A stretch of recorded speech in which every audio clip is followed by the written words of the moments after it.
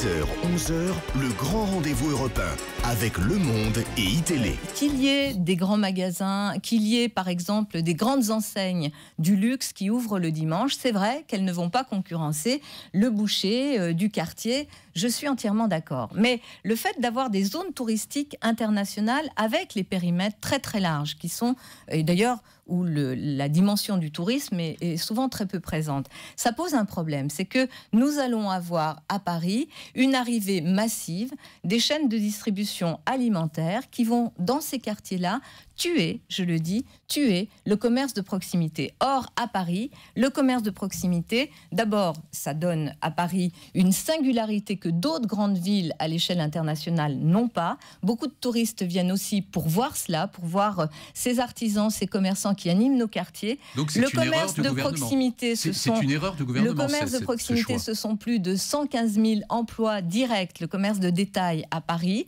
ça n'est pas rien. Donc il faut manier ce genre de propositions avec subtilité et délicatesse. C'est ce que je proposais en proposant, et d'ailleurs dans la discussion...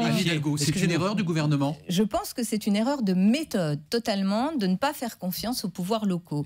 Et je pense que... Mais personne n'a perdu ou gagné. Vous savez, on fera le compte à la fin. On fera le compte à la fin quand je vais mettre en place, je l'ai décidé, et j'ai les outils de mesure pour pouvoir le faire, une évaluation de ce qui va se passer, et on va pouvoir mesurer les emplois créés, la façon dont les quartiers vont vivre mieux, moins bien, ces ouvertures avec ces zones touristiques internationales. On va évaluer tout ça et on va pouvoir à la fin et d'ici quelques mois, vraiment dire ce qu'il en est.